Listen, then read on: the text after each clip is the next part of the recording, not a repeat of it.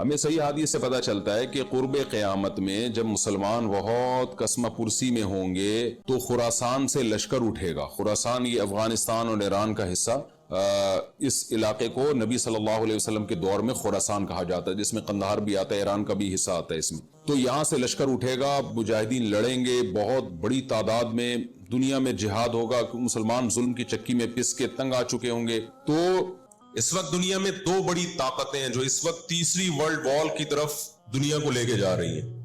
آپ کو پتا ہے پہلی جنگ عظیم میں کتنے لوگ ہلاک ہوئے، دوسری جنگ عظیم میں کتنے لوگ ہلاک ہوئے، اور اب جب تیسری جنگ عظیم ہوگی تو ہلاکتوں کا جو ریشو ہوگا، میں سمجھتا ہوں آدم علیہ السلام کے زمانے سے لے کر اب تک دنیا میں جتنی ہلاکتیں ہوئی ہیں وہ ایک طرف ترازو کے ایک پلڑے میں رکھتے ہیں آپ، اور یہ تیسری جنگ عظیم جو اسرائیل کی وجہ سے ہونے جا رہی ہے اس میں جو ہلاکتیں ہوں گی وہ تمام ریکارڈ توڑ دیں گی، اور اس کا ذمہ دار برطانیہ، امریکہ اور اسرائیل ہوگا، جو دنیا میں سب سے زیادہ تہذیب کے ٹھیکے دار سمجھے جاتے ہیں. اس لیے میرے سامنے یہ نہ کیا کرو گورے کے اخلاق بہت اچھے ہوتے ہیں، تھینک یو سے بات شروع کرتا ہے، تھینک یو پہ ختم کرتا ہے. یہ ان کا تھینک یو قیامت کے دن ان کو خدا کے عذاب سے نہیں بچائے گا. ہمارا وہ شخص جو گالی سے بات شروع کر کے گالی پہ ختم کرتا ہے، خدا کی قسم ان سے اچھا ہے.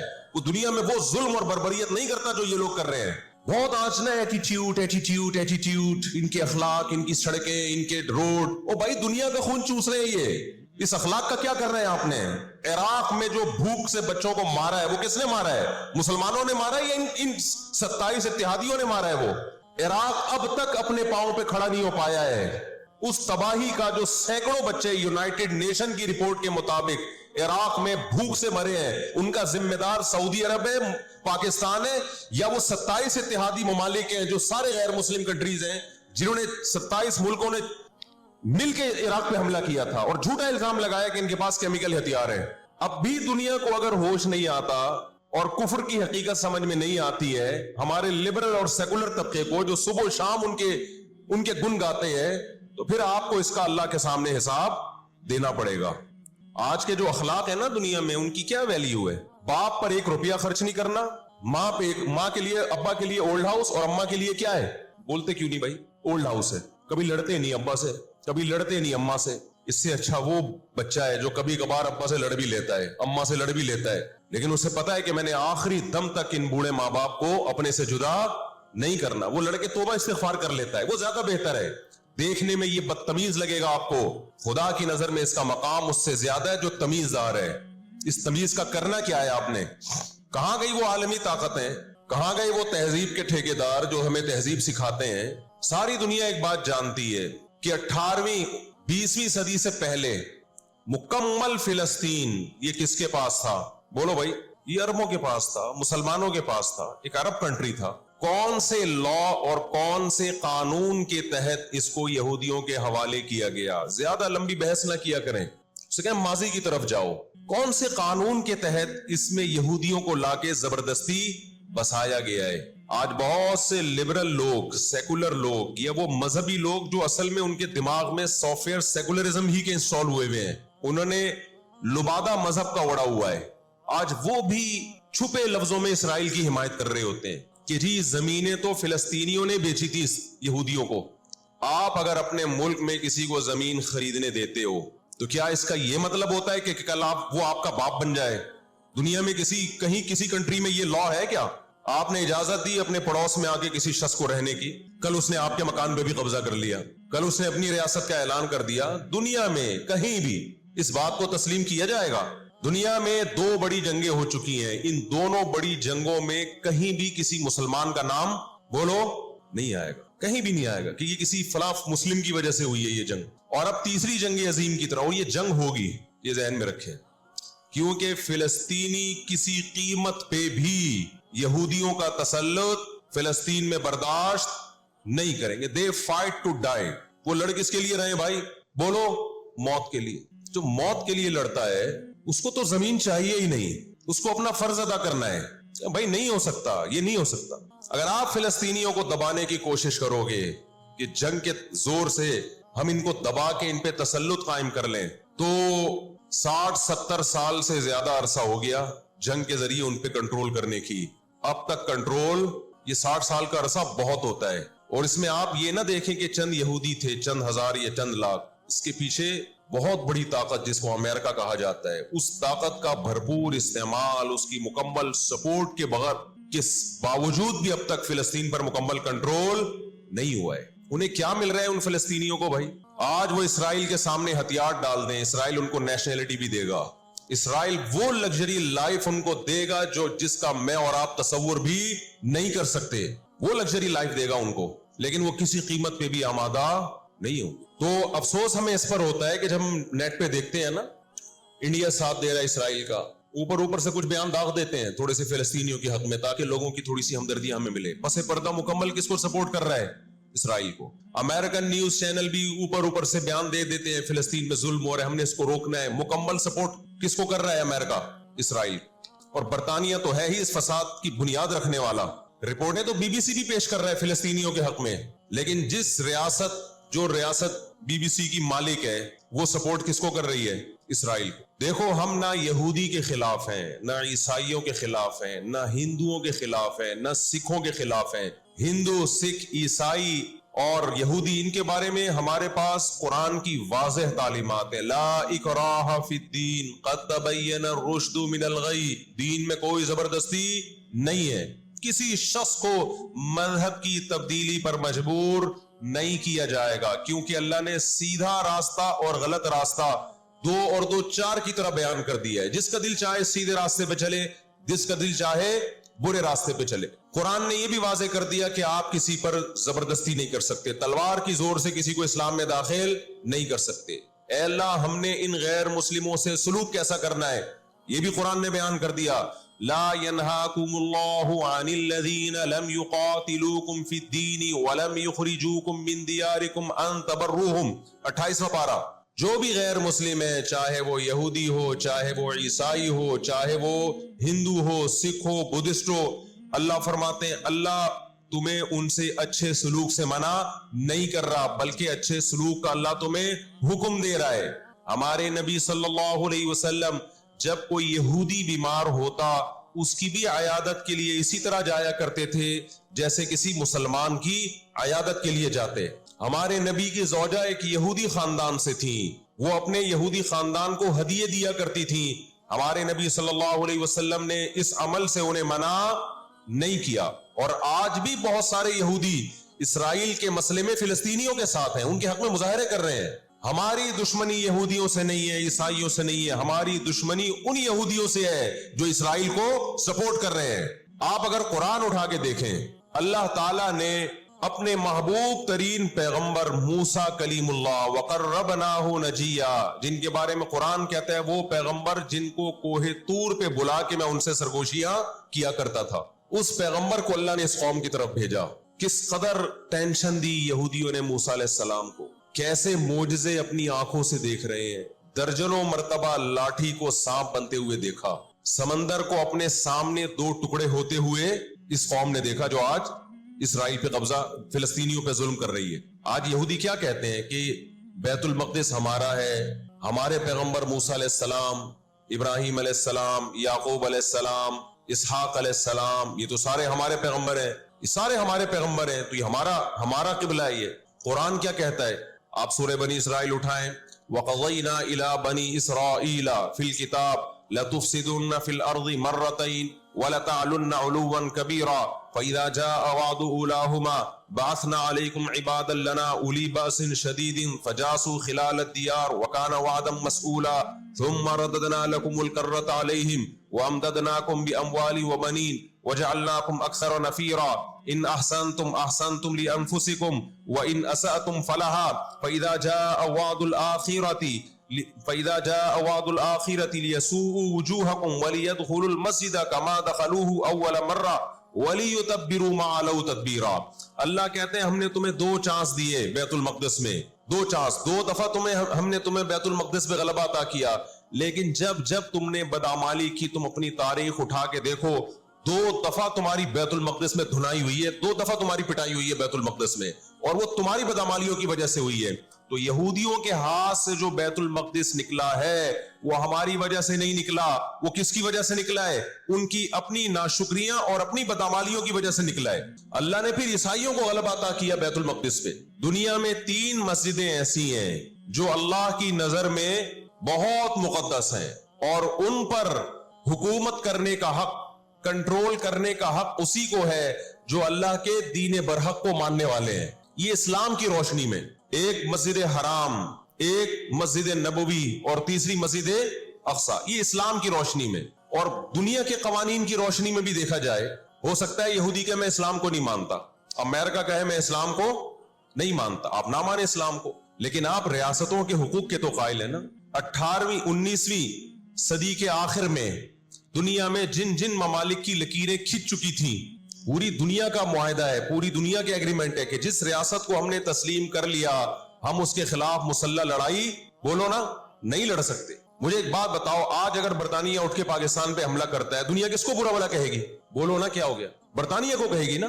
اگر وہ کہے کہ میں یہاں پہلے حکومت کر کے گیا ہوں، یہودی کہتے ہیں نا ہم نے بیت المقدس پہ حکومت کی ہے لہذا ہمارا حق ہے، بھائی حکومت تو برٹش نے بھی کی ہے پورے بر صغیر پر، لیکن آج کیا برطانیہ کو اجازت دی جائے گی کہ چونکہ آپ پہلے ہندوستان پہ حکومت کر کے گئے ہیں لہذا آپ دوبارہ بھی اٹیک کر سکتے ہیں؟ کیا دنیا کے کسی قانون میں اس کی اجازت دی جا سکتی ہے؟ یہی کہا جائے گا بھائی ونس اپون اے ٹائم، اب جب ایک کنٹری بن گیا ہے اور آپ نے اس کو ایز اے کنٹری تسلیم کر لیا ہے، دنیا نے تسلیم کر لیا ہے، اب اس کی لکیریں کھنچ چکی ہیں، اب اس سے 1 انچ بھی دنیا میں کسی کنٹری کو اس سے آگے بڑھنے کی اجازت نہیں ہوگی تو یہ بین الاقوامی لا اور بین الاقوامی قانون کی روشنی میں جرم سمجھا جائے گا۔ فلسطین اور بیت المقدس اسلام کی روشنی میں بھی مسلمانوں کا ہے، اور بین الاقوامی قوانین کی روشنی میں بھی کس کا ہے؟ مسلمانوں کا ہے۔ وہ تو 2 وجوہات ہیں۔ تو آپ بتاؤ اتنی بڑی وجہ کے ہوتے ہوئے کیا فلسطینی وہ مسجد چھوڑ سکتے ہیں کیا؟ آج ہماری مسجد پہ کوئی شخص آئے، کوئی دوسرے مولوی صاحب آ جائیں کہ میں مسجد پہ قبضہ کرنا چاہتا ہوں، کیا کمیٹیاں قبضہ کرنے دیتی ہیں؟ بولو بھائی کیا ہو گیا؟ نہیں دیتی، حالانکہ وہ بھی مولانا صاحب ہی ہیں، لیکن پھر بھی کوئی قبضہ کر لے انسان برداشت کر لیتا ہے، چلو جی ایک مولانا کو نکالا تو دوسرا بھی کون آیا ہے؟ کوئی مسلمان ہی آیا ہے نا۔ لیکن ایک مسجد ہے، کوئی ہندو آ کے کہتا ہے کہ یہ مسجد میرے حوالے کر دو، جبکہ اس مسجد کے کاغذات بھی آپ کے پاس ہیں، مسجد آپ کے لیے رجسٹرڈ ہے اور ایز اے مسجد رجسٹرڈ ہے، تو کیا آپ کسی غیر مسلم کے حوالے کر دو گے مسجد؟ اس کا مطالبہ کرنا اللیگل بھی ہوگا، اور اسلام کی روشنی میں ہمارے لیے اس کے حوالے اپنی مسجد کو کرنا یہ بہت بڑا جرم ہوگا، خدا کے سامنے جواب دے ہوں گے ہم۔ 20-22 سال کی بات ہے، میری ملاقات پاکستان میں کچھ فلسطینیوں سے ہوئی، ہم نے ان سے پوچھا کہ کیا کہانی ہے یہ فلسطین کے حالات کیا؟ انہوں نے کہا ہم کسی قیمت پہ بھی 1 انچ بھی یہودیوں کے حوالے نہیں چھوڑیں گے، لن نترک شبرا للذل، ذلت کے لیے 1 بالش بھی ہم ذلیل ہو کر 1 بالش زمین بھی ان کے حوالے نہیں کریں گے ہم۔ تو وہ تو کٹنے کے لیے تیار بیٹھا ہے بھائی، وہ تو کٹنے کے لیے تیار بیٹھا ہے۔ کسی نے بڑی پیاری بات کہی ہے، لوگ کہتے ہیں نا کہ ہم سب فلسطین جو ہے وہ یہودیوں کے کنٹرول میں ہے، بعض لوگ سادہ ہوتے ہیں، بات بڑی گہری کہہ جاتے ہیں۔ اس نے کہا بات یہ ہے کہ صرف آزاد دنیا میں فلسطین ہی ہے، باقی چاہے وہ مسلم کنٹریز ہوں یا غیر مسلم، سب کس کے کنٹرول میں ہے؟ بولتے کیوں نہیں؟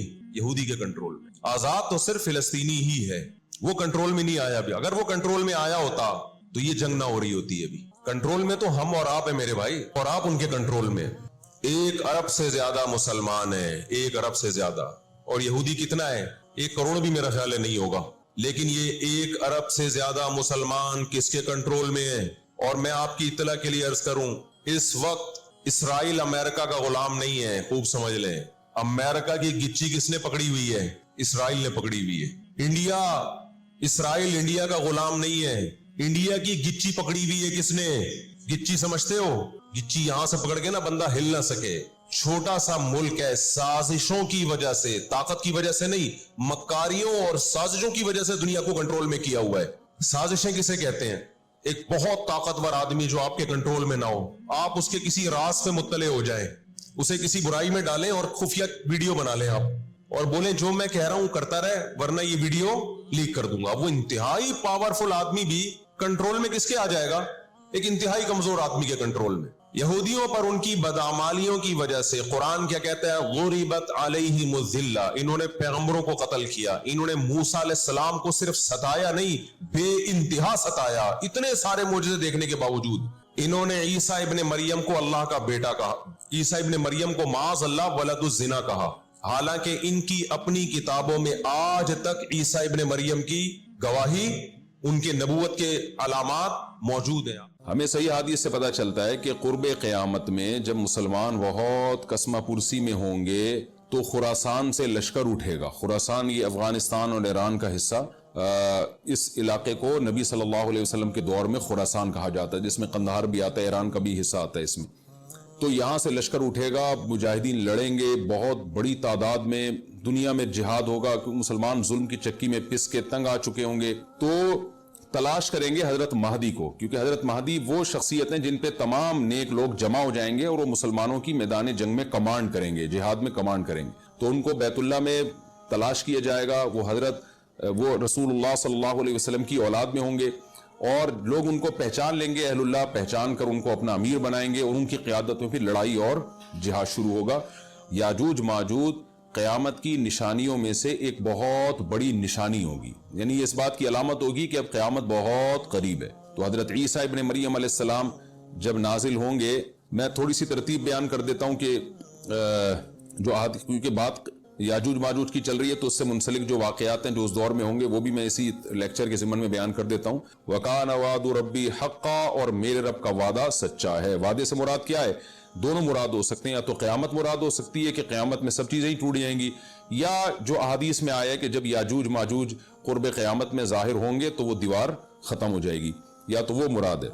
وَتَرَكْنَا بَعْضَهُمْ يَوْمَئِذٍ يَمُوجُ فِي بَعْضٍ, اور ہم ان میں سے بعض کو, یعنی جو یاجوج ماجوج ہیں ان میں سے بعض کو, یومئذ جس دن ایسا ہوگا, جس دن اللہ کا وعدہ آئے گا اور یہ دیوار ٹوٹے گی, یموج فی بعض, ہم ان کو ایسا کر دیں گے کہ یہ ایک دوسرے میں گھس رہے ہوں گے. یہ مضمون احادیث میں آیا ہے. دیکھیں قرآن میں اور احادیث صحیحہ میں جو یاجوج ماجوج اور اس دیوار کا ہمیں ملتا ہے نا, میں صرف اس کو آپ کے سامنے بیان کروں گا. باقی اس بارے میں ڈیٹیل میں آپ جائیں گے تو بہت کچھ آپ کو انٹرنیٹ پہ بھی مل جائے گا, مفسرین کی کتابوں میں بھی مل جائے گا, اور لوگوں کی اپنی اپنی تحقیقات ہیں, اپنے اپنے تبصرے ہیں. نہ میں ان تبصروں کو صحیح کہہ رہا ہوں نہ غلط کہہ رہا ہوں, کتابیں بھری ہوئی ہیں, وہ آپ جائیں پڑھیں اس کو. لیکن جتنی بات قرآن سے اور صحیح احادیث سے یاجوج ماجوج کے بارے میں ثابت ہوتی ہے, میں صرف اس کو آپ کے سامنے ابھی پیش کر رہا ہوں. پہلا عقیدہ تو یہ ثابت ہوتا ہے کہ یاجوج ماجوج ایک قوم ہے, انسان ہے, وہ کوئی انسانوں کے علاوہ کوئی الگ مخلوق نہیں ہے, لیکن ہیں بڑے فسادی.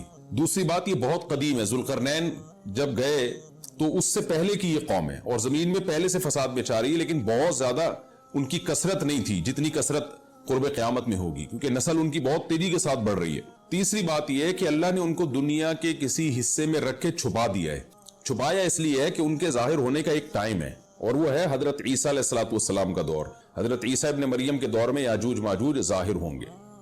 تو اسی کو آپ چوتھا پوائنٹ بھی کہہ سکتے ہیں. تیسرا پوائنٹ کیا ہو گیا کہ ان کو چھپا دیا گیا ہے. لہذا یہ جو لوگ کہتے ہیں نا یاجوج ماجوج دریافت ہو گئے ہیں, فلاں جگہ ہے فلاں جگہ ہے, تو بھائی ہمیں جب ایک چیز چھپا دی گئی ہے اور ایک ٹائم بتا دیا گیا ہے کہ اس ٹائم پہ ظاہر ہوں گے, تو اس سے پہلے وہ دریافت ہو ہی نہیں سکتے. پہلے دریافت ہو گئے تو اس کا مطلب نبی صلی اللہ علیہ وسلم کی گویا پیش گوئی غلط ہو گئی. تو جو جس کا ٹائم ہے اسی ٹائم پہ وہ ظاہر ہوں گے. چوتھی بات میں نے جیسے بتائی کہ حضرت عیسیٰ علیہ السلام کے دور میں وہ ظاہر ہوں گے. پانچویں بات, صحیح حدیث سے یہ بات ثابت ہے کہ یاجوج ماجوج وہ جو دیوار بنی تھی اس کو چاٹتے رہتے ہیں, ختم کرتے ہیں.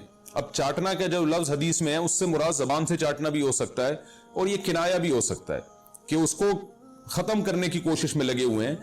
اور ایسے چاٹنا, جب ہم کوئی چیز چاٹتے ہیں نا تو بہت تھوڑی تھوڑی وہ ختم ہوتی ہے, تو اتنی موٹی اتنی بڑی دیوار ہے کہ وہ انہوں نے اپنی اسٹرگل اور اپنی محنت نہیں چھوڑی ہے, تو وہ دیوار کو کسی نہ کسی طریقے سے گھسائی میں اس کے لگی رہتے ہیں. تو زبان سے بھی چاٹنا ہو سکتا ہے اور کسی اور طریقے سے اس کو ختم کرنے کی کوشش بھی مراد ہو سکتی ہے.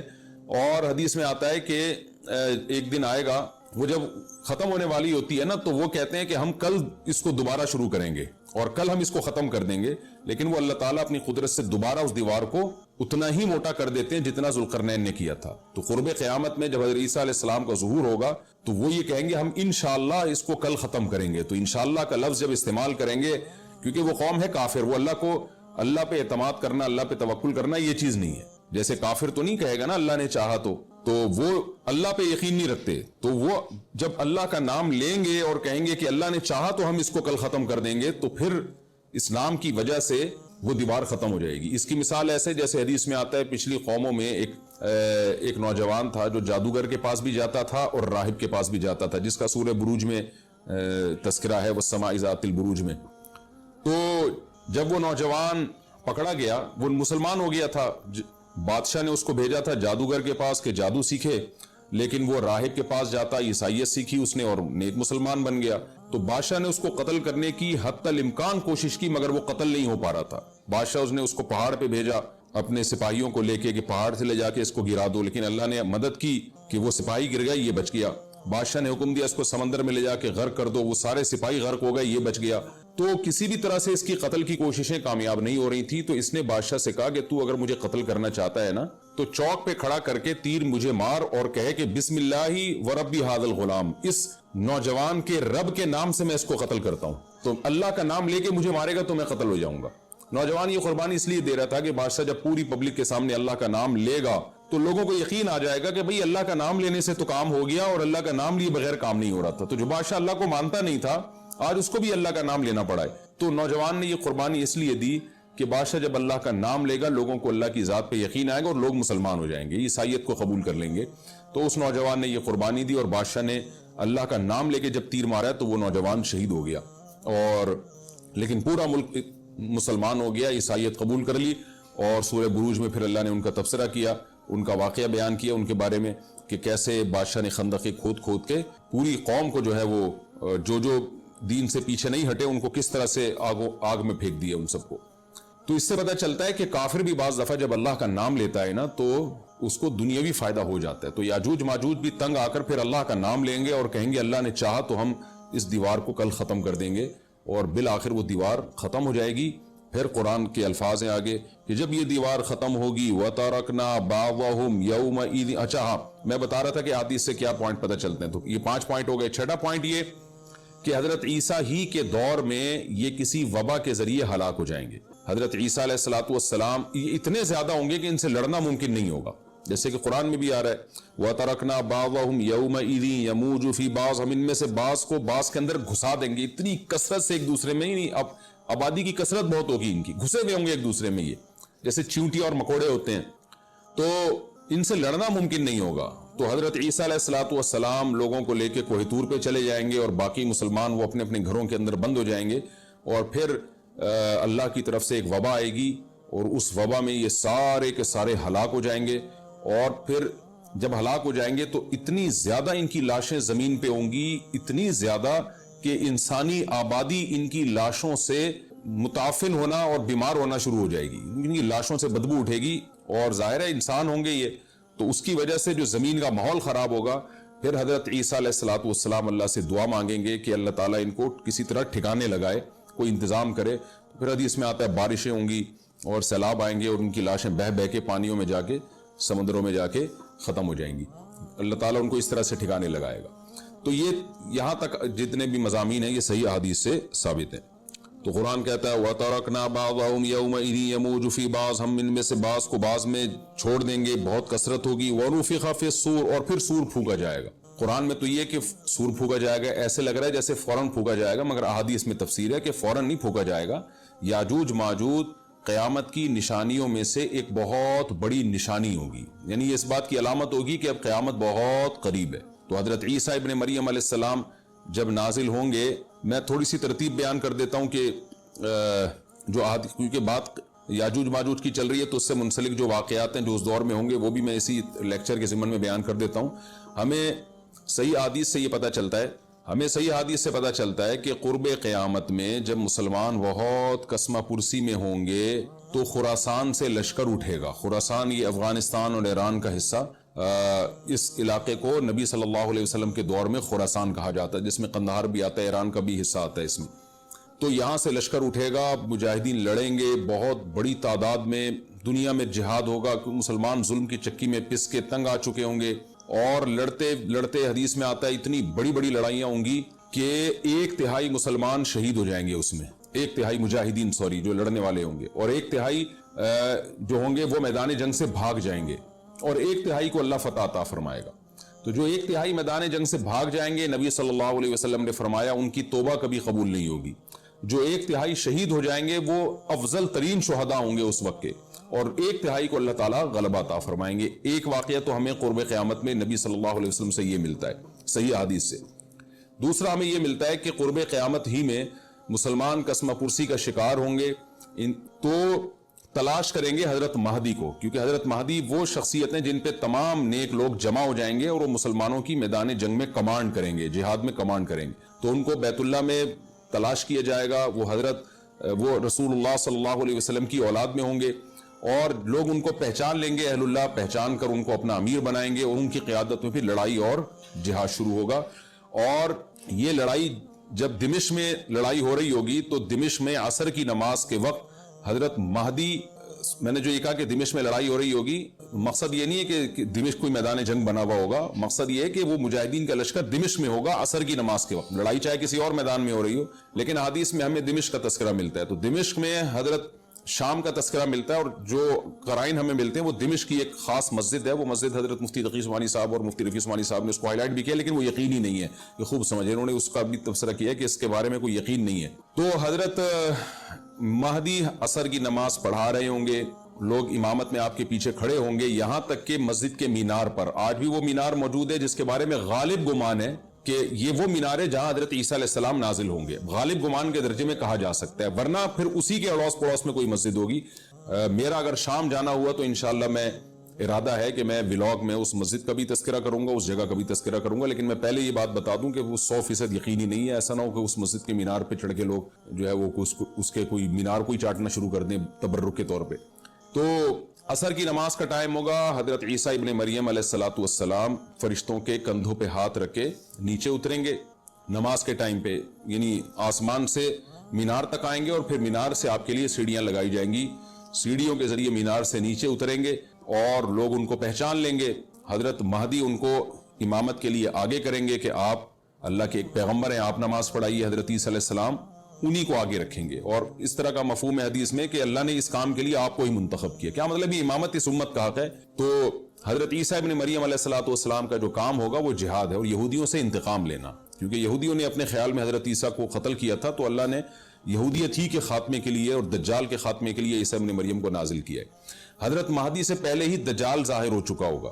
دجال کے بارے میں حدیث میں آتا ہے کہ ہر پیغمبر نے اپنی امت کو دجال کے فتنے سے ڈرایا ہے۔ اچھا، یہ دجال ایک ایسی شخصیت ہے جس کا یہودی انتظار ہم سے زیادہ کر رہے ہیں، کیونکہ یہودی اس کو اپنے لیے نجات دہندہ سمجھتے ہیں، جبکہ حدیث میں آتا ہے کہ دجال کانا ہوگا اور اس کا خدائی کا دعویٰ ہوگا، اس کے پاس کچھ ایسی طاقتیں ہوں گی کہ مردے کو زندہ کر دے، زندہ کو مار دے، ایک طرف اس کے باغ ہوگا، ایک طرف اس کے آگ ہوگی، جو اس پر ایمان لائے گا اس کو باغ میں داخل کرے گا، اور جو اس پر ایمان نہیں لائے گا اس کو آگ میں داخل کرے گا۔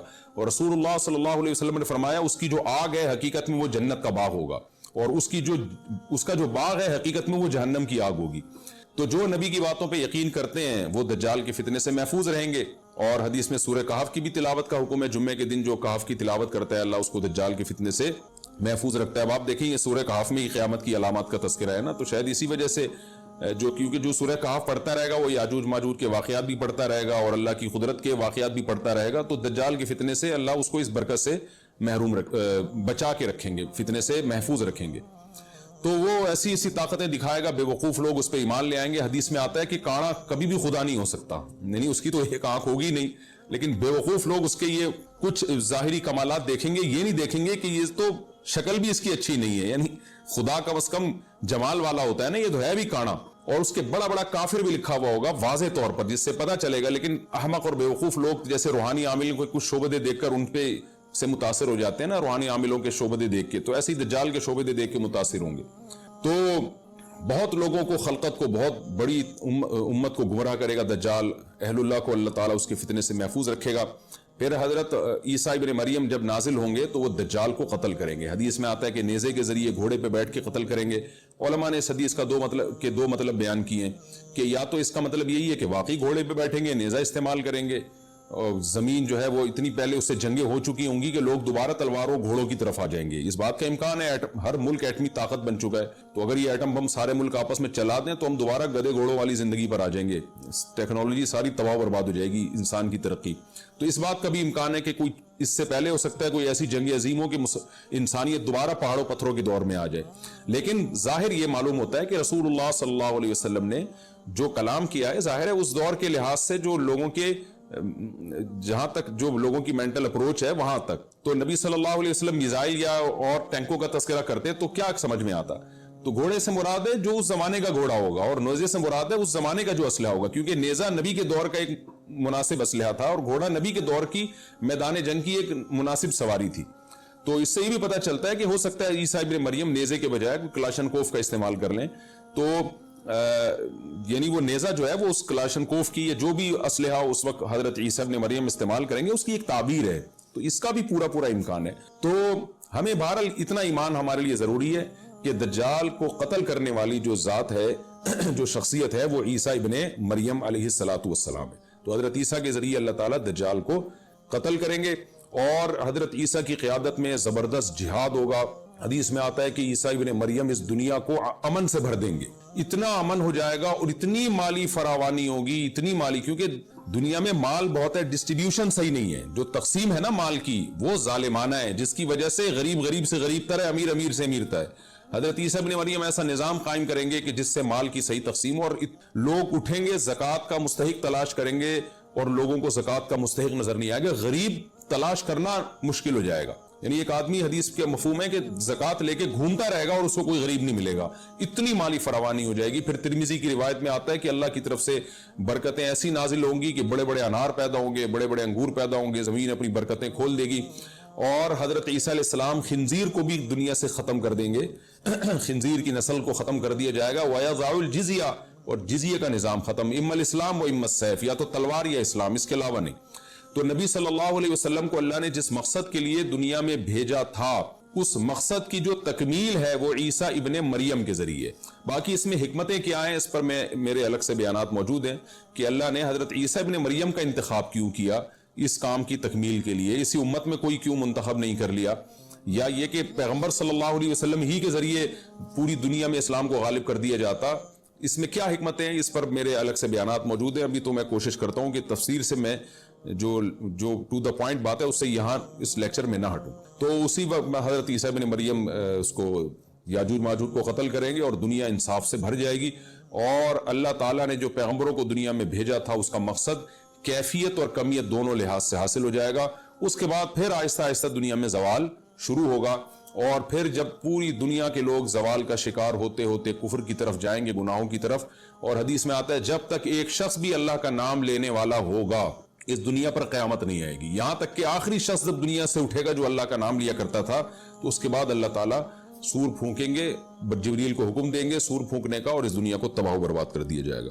تو آگے قرآن کہتا ہے وَنُفِخَ فِي الصُّورِ، اور پھر سور میں پھونکا جائے گا، فَجَمَعْنَاهُمْ جَمْعًا، پھر ہم ان تمام انسانوں کو جمع کر دیں گے، وَعَرَضْنَا جَهَنَّمَ يَوْمَئِذٍ لِلْكَافِرِينَ عَرْضًا، اور قیامت کے دن ہم جہنم کو یومئذ، جس دن ایسا ہوگا یعنی جس دن سور پھونکا جائے گا، یہ دوسرا سور مراد ہے، للکافرین عرضا، کافروں کے سامنے پیش کر دیں گے، الذین کانت اعینہم فی غطاء عن ذکری، یہ وہ لوگ ہیں جن کی آنکھیں میری یاد سے پردے میں پڑی ہوئی تھی، یعنی میری یاد کی چیزیں ان کو نظر ہی نہیں آتی تھی، غفلت میں پڑی ہوئی تھی جن کی آنکھیں، وَكَانُوا لَا يَسْتَطِيعُونَ السَّمْعَ، اور یہ سننے کی صلاحیت بھی نہیں رکھتے تھے، نہ حق بات سنتے تھے نہ حق دیکھتے تھے، بس اپنے خواہشات کی جو چیزیں ہیں وہ ان کو اچھی لگتی تھیں اور وہی ان کو سمجھ میں آتی تھی۔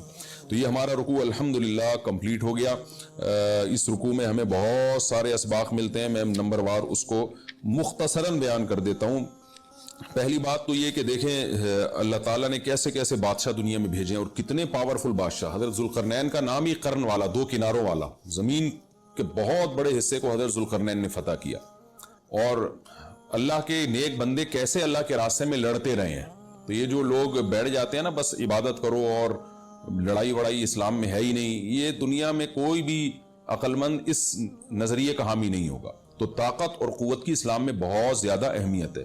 اس سے ہمیں یہ بھی پتہ چلتا ہے کہ اپنے ملک کی، خاص طور پر اسلامی ملک کی جو فوجی قوتیں ہیں، جو فوجی طاقتیں ہیں، ان کی ہمیں قدر کرنی چاہیے، کیونکہ اگر کوئی بھی ملک عسکری لحاظ سے کمزور ہو جائے، کیونکہ اللہ تعالیٰ تو جو عسکری لحاظ سے طاقتور قومیں تھیں اللہ نے ان کا کتنا تذکرہ کیا، ہاں وہ اللہ کے باغی نہ ہو، تو اسلامی ملک میں کوئی بھی اسلامی کنٹری ہے، چاہے سعودی عرب ہے، چاہے پاکستان ہے، چاہے ترکی ہے، کوئی بھی اسلامی کنٹری ہے، اس کی فوج کی قدر کرنی چاہیے، کیونکہ اسی کی وجہ سے ملک کا بارڈر محفوظ ہوتا ہے۔ اگر مسلمان عسکری لحاظ سے کمزور ہونا شروع ہو جائیں تو کافر ہمیں گاجر مولی کی طرح کاٹنا شروع کر دیں، اسلام دشمن قوتیں ہمیں کھا جائیں، ختم کر دیں ہمیں کھا کے۔ تو نیک قوتوں کو اپنی بقا کے لیے ہمیشہ سے ایک اسلحے کی اور طاقت کی ضرورت رہتی ہے، اس کی اہمیت اسلام میں بہت زیادہ ہے۔ موسیٰ علیہ السلام کے بعد کتنے بڑے بڑے جنگی کمانڈر پیدا ہوئے، ذوالقرنین کا اللہ نے کیسا تذکرہ کیا، ذوالقرنین کی عبادت کا کہیں بھی تذکرہ نہیں، حالانکہ وہ بڑے عبادت گزار بھی تھے۔ داؤد علیہ السلام کی عبادت کا تذکرہ بھی ہے، ان کی تلوار اور طاقت کا تذکرہ بھی ہے۔ تو اللہ تعالیٰ جہاں عبادت کا تذکرہ کرتے ہیں تو طاقت اور قوت کا بھی تذکرہ کرتے ہیں، اس سے عسکری لحاظ سے اپنے آپ کو مضبوط کرنے کی اہمیت کا ہمیں پتہ چلتا ہے کہ اسلام میں اس کی بڑی اہمیت ہے۔ کسی بھی اسلامی ملک کی فوج کا مورال کسی بھی لحاظ سے ڈاؤن نہیں ہونا چاہیے، اور عسکری لحاظ سے وہ کسی بھی لحاظ سے کمزور نہیں ہونی چاہیے، اور اس کو چاہیے کہ اعدوا لهم ما استطعتم من قوہ پر عمل کرے، کہ قرآن کہہ رہا ہے روز بروز اپنی طاقت اور قوت میں اضافہ کرنے کی کوشش کرو۔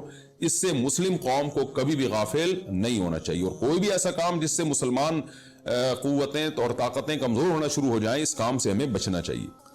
دوسری بات ہمیں یہ پتہ چلی کہ اللہ تعالیٰ نے اہل اسلام کے ذمے پوری دنیا کی ذمہ داری لگائی ہے، کسی ایک ملک کی نہیں۔ جتنے بھی پیغمبر آئے ہیں جب وہ دنیا فتح کرنا شروع کی ہے تو کہیں رکے نہیں ہیں وہ کہ بھئی یہاں تک، اس سے آگے نہیں جانا۔ ان کی صلاحیت ہی ختم ہو گئی ہو، وسائل ہی ختم ہو گئے ہو تو الگ بات ہے۔ تو پوری دنیا ہے جس میں اللہ کے دین کو غالب کرنا ہے۔ اب اس کا طریقہ کیا ہوگا؟ ظاہر ہے جو جس زمانے میں سوٹیبل طریقہ ہو وہ اختیار کیا جائے گا۔ تو حضرت ذوالقرنین پہلے انتہائی مشرق کی طرف گئے ہیں، جہاں سورج نکلتا ہے تو وہاں سے جہاں سے آبادی شروع ہو رہی ہے، اور ان کا خیال تھا کہ اب آگے آبادی نہیں ہے تو پھر جا کے سٹاپ کیا ہے۔ مغرب میں بھی ایسے ہی، شمال میں بھی ایسے ہی۔ تو ہمیں جب دیکھتے ہیں کہ جب صحابہ کرام نے دنیا فتح کرنا شروع کی ہے تو ہمیں مسلمان کمانڈروں میں بھی ایسے واقعات ملتے ہیں کہ وہ علاقے فتح کرتے کرتے سمندر کے کنارے پہنچے اور انہوں نے سمندر کو دیکھ کے کہا کہ تیرے آگے بھی آبادی ہوتی نا تو ہم اللہ کا کلمہ وہاں بھی بلند کرتے۔ تو یہ دور تھا مسلمانوں کا، اور یہ عیسیٰ ابن مریم دوبارہ پھر وہی کریں گے، پوری دنیا کو فتح کریں گے۔ تو حضرت ذوالقرنین کے اس واقعے سے پتہ چلتا ہے کہ پوری دنیا کی ذمہ داری اللہ نے ہمیشہ سے اہل اللہ پہ لگائی ہے، اور وہ پوری دنیا میں اللہ کے دین کو غالب کرنے کی کوشش میں ہمیشہ سے لگے رہے ہیں۔ تیسری بات ہمیں پتہ چلتی ہے کہ اسباب اور وسائل کی اہمیت۔ حضرت ذوالقرنین نے جب اتنا پہاڑوں کے بیچ میں اتنا یعنی لوہے کی پلیٹیں لگا کے، تانبا پگھلا کے آہنی دیوار بنائی ہے تو خوش ہوئے ہیں، ھذا رحمت من ربی، یہ میرے رب کی رحمت ہے۔ تبھی تو اللہ کا شکر ادا کیا نا، خوشی پہ شکر ادا کیا جاتا ہے۔ تو اس سے یہ بھی پتہ چلتا ہے کہ سائنس اور ٹیکنالوجی، دیکھیں یہ کام ٹیکنالوجی کے بغیر ممکن نہیں تھا۔ تبھی تو اس قوم نے کہا نا ذوالقرنین سے کہ ہم پیسے آپ کو دیں گے، لیکن ہمارے پاس وہ وسائل نہیں ہے، وہ ٹیکنالوجی نہیں ہے ہمارے پاس۔ اور بظاہر ایسا لگتا ہے کہ ان کے پاس لوہا بھی تھا، تانبا بھی تھا، کیونکہ حضرت ذوالقرنین اب یہ تو نہیں ہے نا کہ زمین کے مشرق کی طرف دوبارہ لوہا جمع کرنے گئے ہوں، تو وہیں سے جو کچھ ہوگا نکالا ہوگا۔ تو وسائل اس قوم کے پاس تھے، ٹیکنالوجی نہیں تھی کہ اس لوہے کو اور اس تانبے کو پگھلا کے دونوں پہاڑوں کے بیچ میں پلیٹیں کیسے بنانی ہیں اور ان کو کیسے ان کے بیچ میں تانبا کر کے کہانی دیوار بنائی ہے، یہ ٹیکنالوجی ان کے پاس نہیں تھی۔ تو اس سے ہمیں ٹیکنالوجی کی ویلیو کا بھی پتہ چلتا ہے۔ آج مسلمان اس میں بھی بہت پیچھے چلے جا رہے ہیں اور اس کو مذہب سمجھنا شروع کر دیا ہے، یہ بات بھی غلط ہے۔ حضرت ذوالقرنین نے اتنی طاقت اور قوت کا استعمال کیا اور اتنے زبردست طریقے سے اس وقت جو بھی اس سوٹیبل ٹیکنالوجی تھی اس کا استعمال کر کے دو پہاڑوں کے بیچ کے راستے کو بند کر دیا، اور اس پہ خوشی منائی حضرت ذوالقرنین نے۔ یہ نہیں کہا کہ بھئی اس سے کچھ بھی نہیں ہوتا، اصل میں تو بس انسان کو چاہیے کہ وہ اللہ اللہ کیا کرے بیٹھ کے، اور یہ کیا اللہ سے بس مدد مانگو، اللہ ہی۔ یاجوج ماجوج کے بارے میں ان کو کہہ دیتے ذوالقرنین کہ تم سب رات کو تہجد میں اٹھ کے دعائیں مانگو، اللہ یاجوج ماجوج سے تمہیں بچا لے گا۔ نا نا نا، حضرت ذوالقرنین نے کہا دعائیں بھی مانگو، یقیناً حکم دیا ہوگا دعائیں مانگنے کا، لیکن ہم پورے اسباب اور وسائل استعمال کریں گے، لوہے کی پلیٹیں بنائیں گے، تانبے کو پگھلائیں گے، اوپر چڑھائیں گے اور اس طرح سے پوری مضبوط دیوار بنائیں گے۔ آج مسلمان ہاتھ پہ ہاتھ رکھ کے بیٹھ گیا ہے اور وظیفوں میں اور جو ہے بس وہ چند صبح شام کے وظیفے پڑھ کے وہ سمجھتا ہے کہ ساری دنیا کے سارے مسائل کا حل اس سے ہو جائے گا۔ ایسا نہیں ہے، آپ کو بہت زیادہ ترقی کرنی ہے، بہت زیادہ اسباب و وسائل میں آپ کو غیر مسلموں سے آگے نکلنا ہے۔ جیسے کہ قرون اولیٰ کا مسلمان نکلا تھا، تبھی اللہ نے اس کے لیے دنیا میں فتوحات کے دروازے کھولے تھے۔ تو اللہ ہمارے لیے فتوحات کے دروازے جب ہی کھولے گا جب ہم عبادت کے ساتھ ساتھ سائنس اور ٹیکنالوجی کے میدان میں بھی آگے بڑھنے کی کوشش کریں۔ اور ہمیں قرب قیامت کی علامتیں بھی اس رکوع میں پتہ چلتی ہیں۔ ہمارا رکوع کمپلیٹ ہوا، انشاءاللہ اگلے ایپیسوڈ میں سورہ کہف کا 12واں رکوع یعنی آخری رکوع اور 15वें पारे का तीसरा रुकू इंशाअल्लाह मैं शुरू करूंगा। अल्लाह ताला हमें समझने की, अमल की तौफीक अता फरमाए और फिर इंशाअल्लाह हमारी सूरह कहफ खत्म हो जाएगी। वमा अलैना इल्लल बलाग।